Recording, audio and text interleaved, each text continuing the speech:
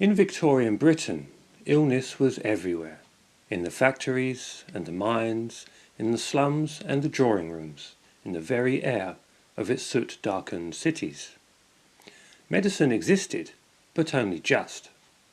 This was a world on the edge of modern science, but still haunted by centuries of superstition, misunderstanding, and dangerous cures. Let us step quietly into the consulting rooms, workhouses, and hospital wards of the 19th century to witness the horrors of Victorian medicine on the Literally Victorian podcast.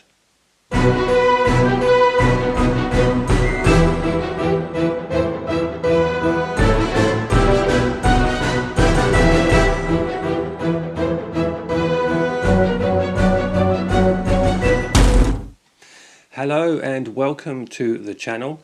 My name is Matthew and I hope you are all doing very well indeed.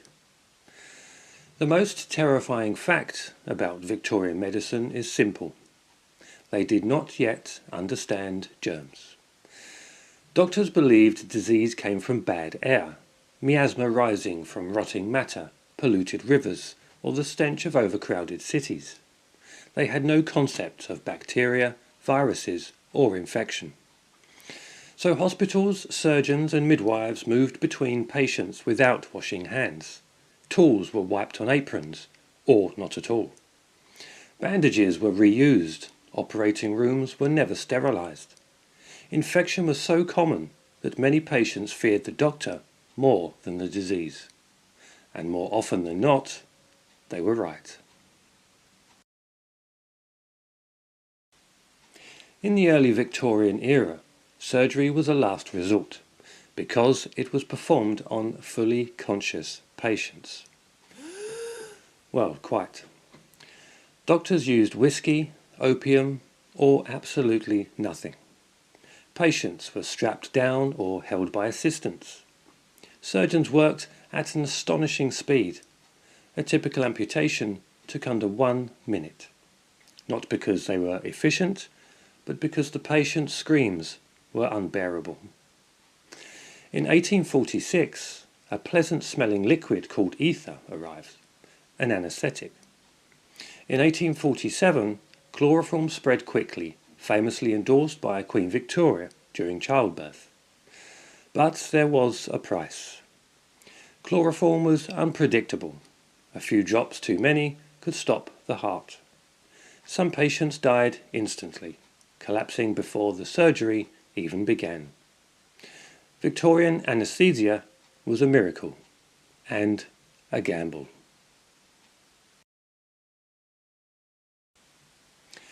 Walking into a Victorian operating room meant stepping into chaos. Blood on the floor, clothing soaked scarlet, a table with straps often still warm from the last patient, and a crowd. Yes, operations were public. Medical students, curious onlookers, even tourists crowded in to watch, many fainting at the sounds and smells. Surgeons competed for speed and success.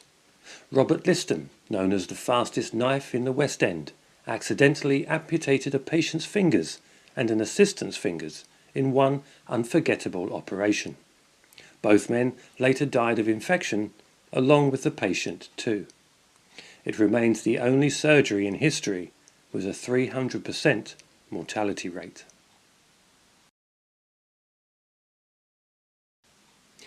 But even as science progressed, some Victorian doctors clung to older ideas, especially bloodletting. For fevers, bleeding. For pain, bleeding. For childbirth, bleeding. For exhaustion, unbelievably, bleeding. Patients were drained by leeches, lancets, or mechanical devices. The idea was to balance the humours, a theory already out of date for centuries. One London doctor boasted that he had removed 2 litres of blood from a man with pneumonia over several days. The man did not recover. Victorian medicine often harmed the patient faster than the disease.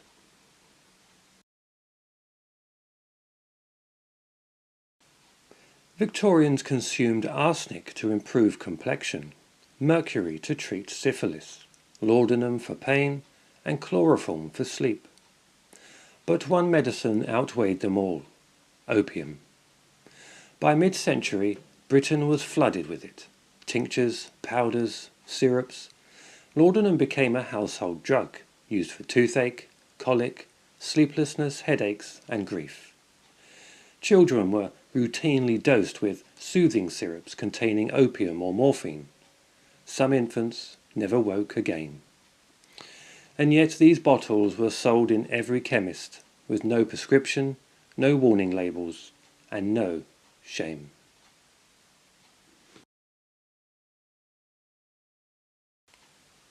For the poor, Victorian medicine was even harsher. The workhouse infirmary was where the destitute went to be treated or to be forgotten.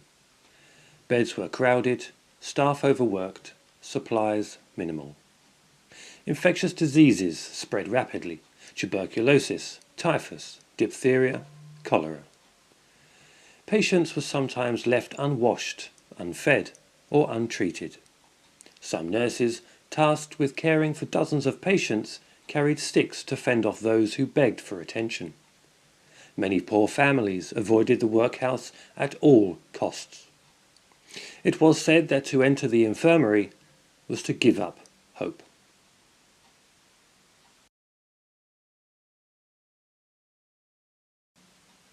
Before antiseptics, childbirth was perilous. Puerperal fever, a deadly infection caused when doctors moved from autopsies to maternity wards without washing, killing thousands. Doctors didn't believe they were the cause. One dismissed the idea as a woman's tendency to hysteria. Women often died within days of giving birth, burning with fever, delirious, and unable to be saved. Strangely, midwives who washed more frequently and used fewer instruments had far lower death rates. But Victorian society trusted doctors more than tradition, and women paid the price.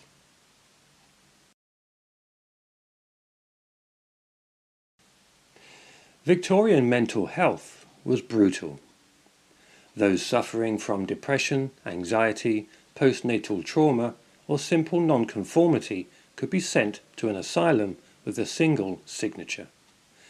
Treatments included cold water immersion, isolation, mechanical restraints, blistering, applying irritants to raise painful blisters, purging and vomiting therapies. Some asylums aimed for reform, but many did not. Cruelty was common. Patients were silenced, not treated. Yet amid all this darkness, a new idea began to grow: that the mind itself could be studied, understood, and healed. It was the beginning of psychiatry, born in the shadow of suffering.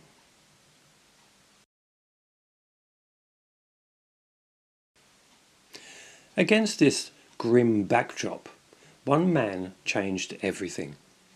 Joseph Lister, a quiet, determined surgeon, believed infection wasn't caused by bad air, but by invisible organisms. Influenced by Pasteur's work, he experimented with carbolic acid, using it to clean wounds, instruments, and hands. The results were astonishing. Infection rates plummeted. At first he was mocked. Doctors refused to believe they were responsible for spreading disease, but gradually the evidence became undeniable. Antiseptics, sterilization, clean wards, gloves, gowns, hand washing. The simple act of washing hands would save millions.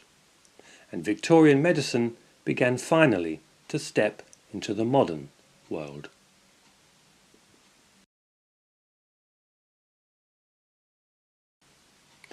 Victorian medicine was a contradiction, a world of brutal surgeries and breakthrough discoveries, of poisons used as cures, of cruelty and compassion, of ignorance and extraordinary progress. It was a time when doctors fought illness with the tools they had, and sometimes with tools that made things worse. But it was also the age when science triumphed over superstition, and when the foundations of today's medical knowledge were first laid. The Victorians lived in a world filled with suffering. Yet they pushed forward, inch by inch, toward understanding.